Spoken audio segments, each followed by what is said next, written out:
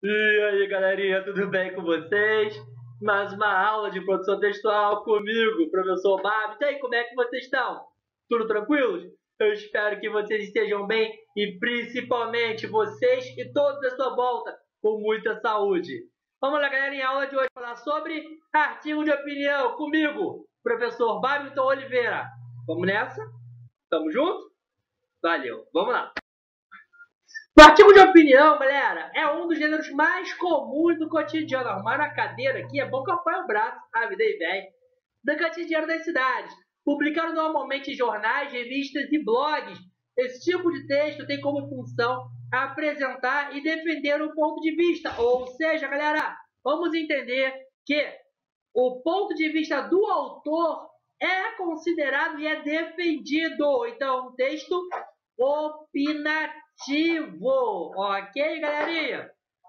Sobre algum assunto relevante para a sociedade.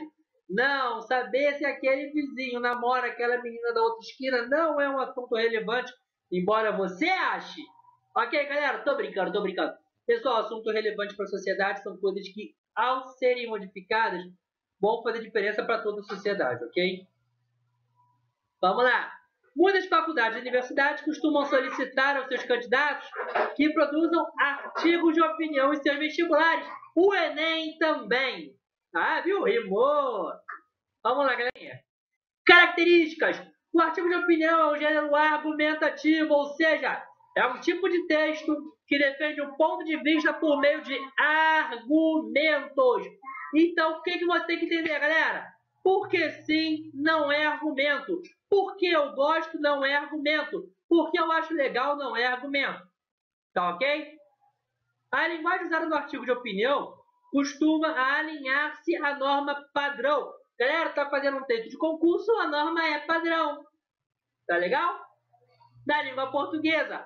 Haja vista que o texto deve ser compreendido por diversos tipos de pessoas, muitas vezes de regiões completamente distintas, como é o caso dos artigos publicados em jornais de alcance nacional do Brasil.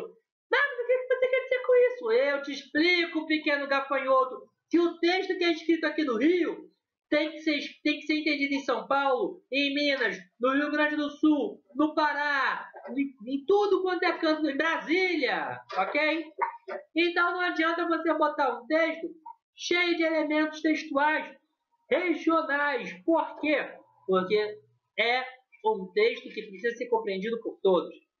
Para além disso, justamente por se tratar de uma publicação da imprensa, o assunto abordado nesse tipo de texto costuma ser de relevância coletiva, fatos importantes ocorridos nos dias ou semanas anteriores.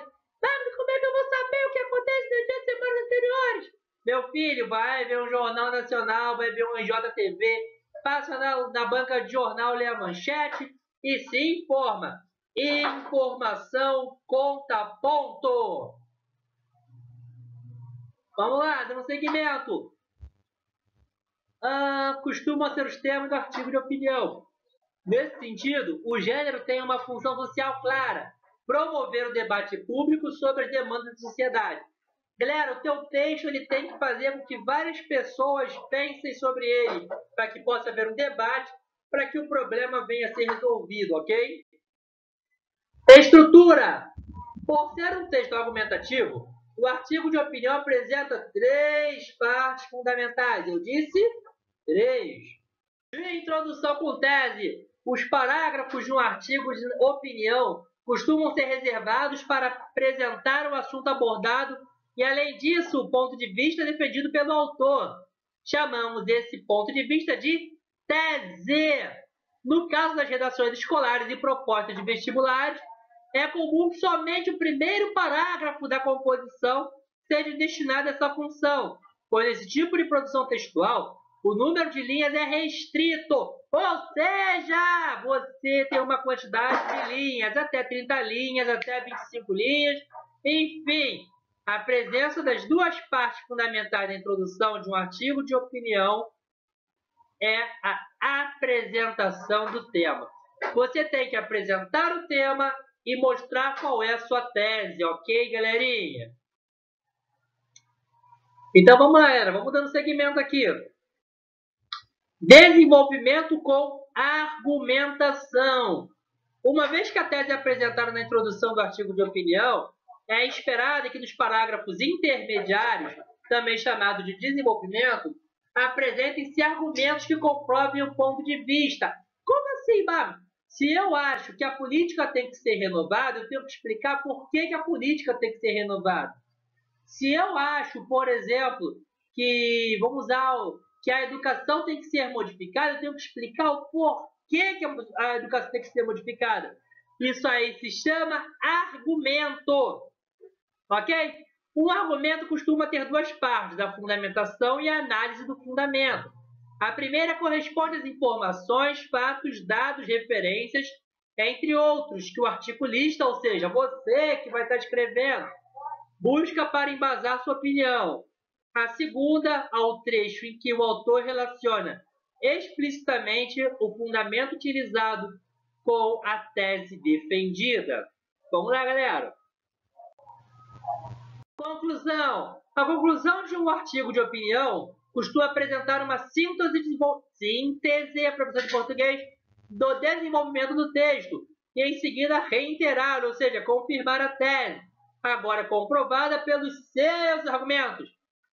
É perceptível, portanto, que a conclusão do artigo de opinião dos autores, sejam eles quais forem, repete resumidamente a linha argumentativa desenvolvida no texto. Em seguida, a tese é reiterada.